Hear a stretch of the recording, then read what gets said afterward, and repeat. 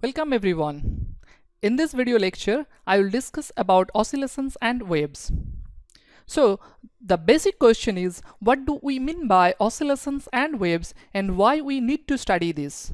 Oscillation is the repeated variation, typically in time, of some measure about a central value or between two or more different states.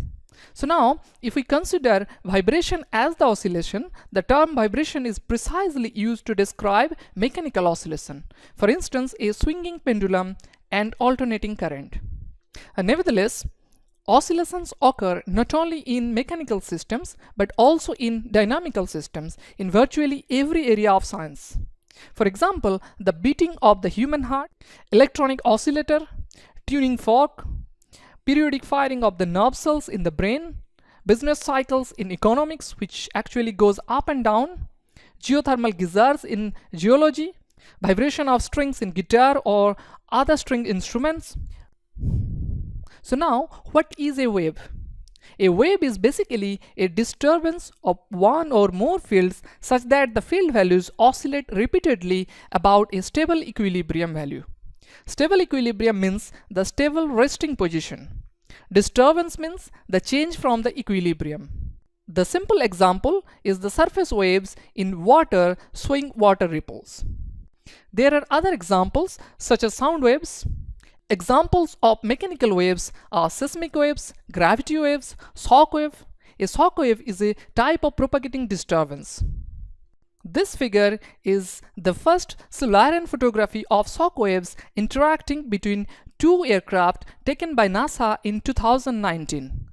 Solarian photography is basically a visual process that is used to photograph the flow of fluids of varying density, and it is widely used in aeronautical engineering. And this one is a two-dimensional representation of gravitational waves generated by true neutron stars.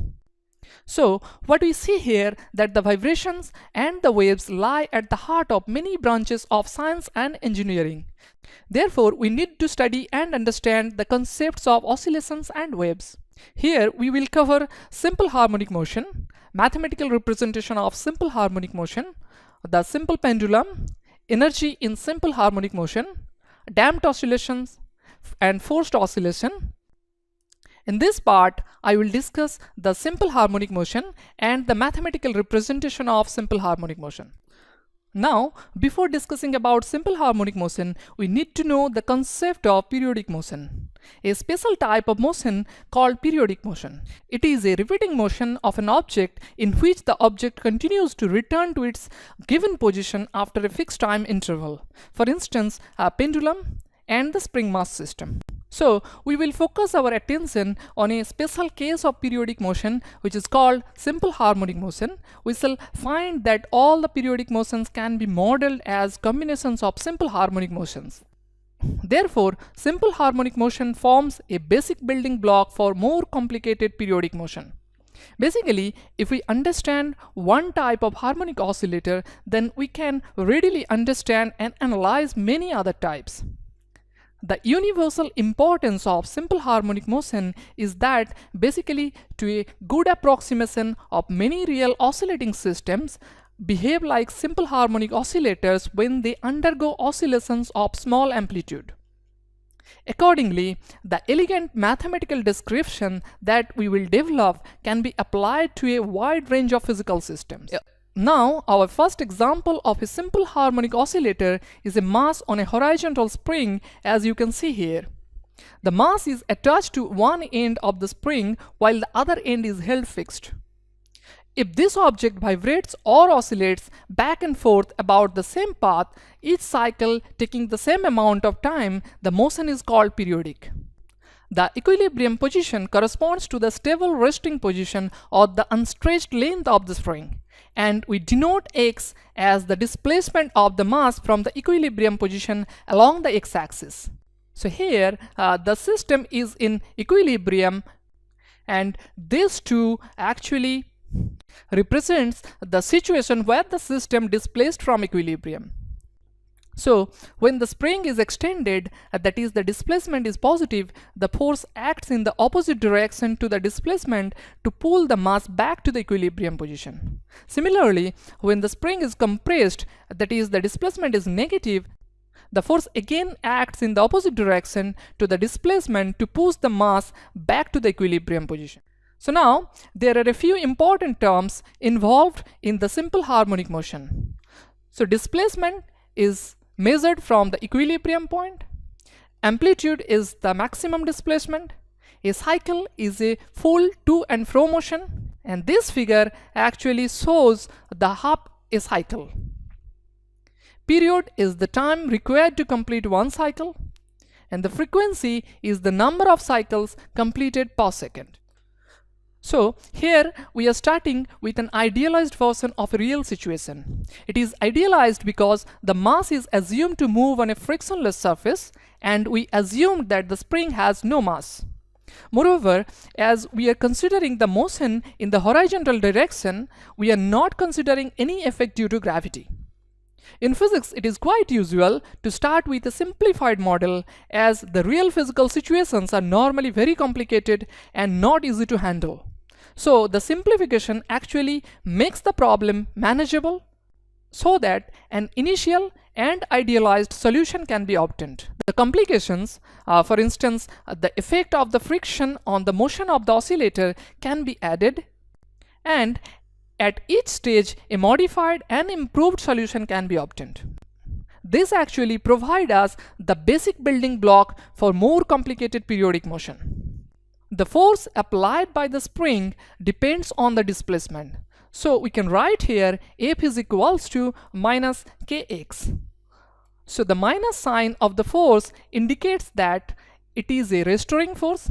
It is directed to restore the mass to its equilibrium position, and k is the spring constant. So now if we want to know the definition of simple harmonic motion, so any vibrating system where the restoring force is proportional to the negative of the displacement is in simple harmonic motion and is often called a simple harmonic oscillator.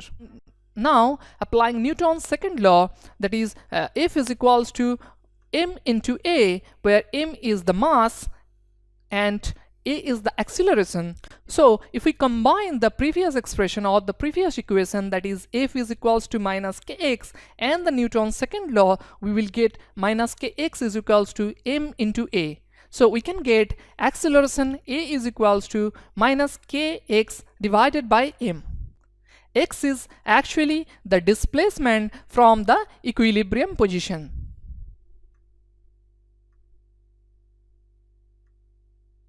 So an object moves with simple harmonic motion whenever its acceleration is proportional to its position and is oppositely directed to the displacement from the equilibrium. Now we know that the acceleration is the first derivative of the velocity with respect to time, or we can say that acceleration is equals to the second derivative of the displacement with respect to the time, and we have this as a is equals to minus kx divided by m. And if we combine these two, we will get d2x by dt2 is equals to minus k by m into x.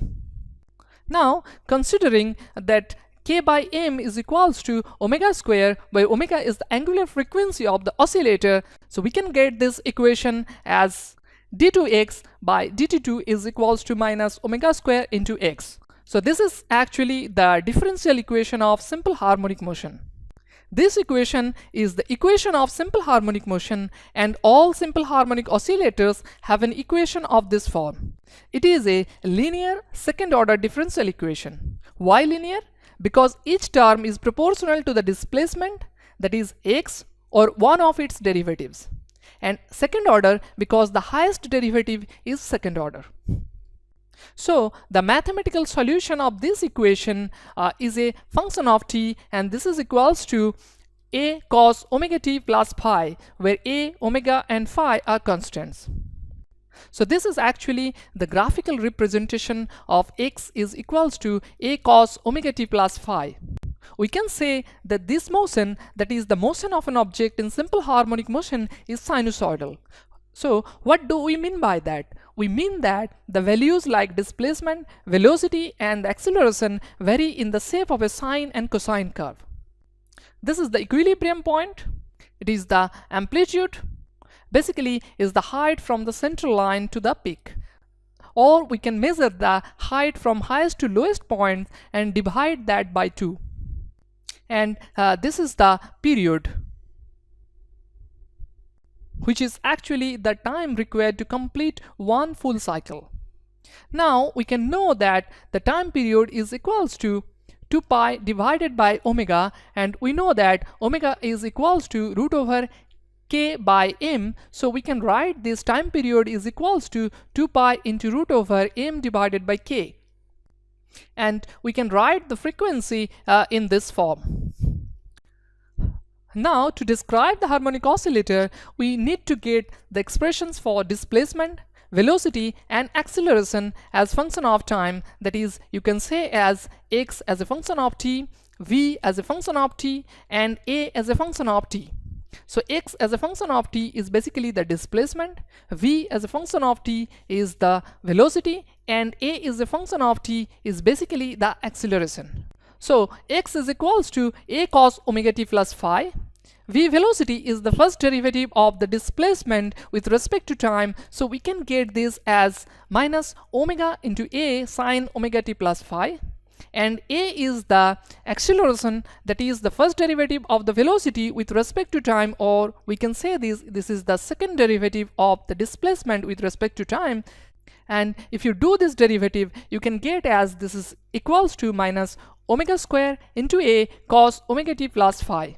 So these are the graphical representation of x, that is the displacement, velocity and the acceleration. So this first one is for the displacement, and this is for the velocity, and this is actually for the acceleration. So you can see here that when the displacement is actually 0, you can get the velocity as maximum, and at that point the acceleration is basically 0.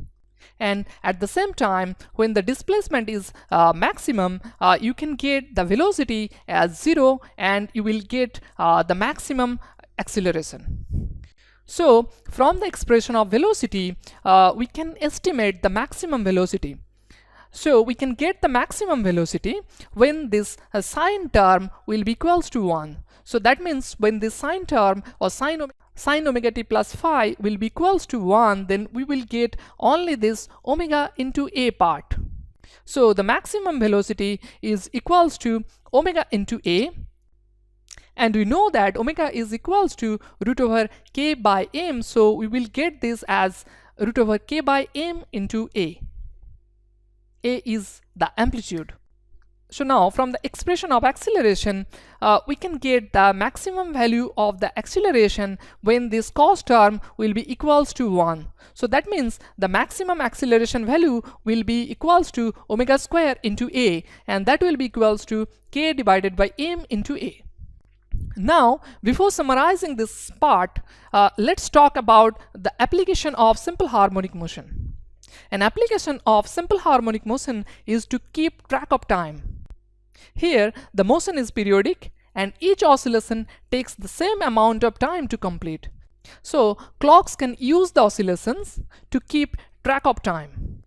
The simple example is the grandfather clock or the pendulum clock. The simple harmonic motion of a swinging pendulum is used to keep track of time. Now to summarize, you have learned here the simple harmonic motion and its mathematical representation. Basically, the following equations form the basis of the mathematical representation of simple harmonic motion. So we started with f is equals to minus k into x. Then we use Newton's law, and when we combine these two, we get this expression as the second derivative of the displacement with respect to time, which is equals to minus omega square into x. And we find solution as x, which is a function of t, is equals to a into cos omega t plus phi.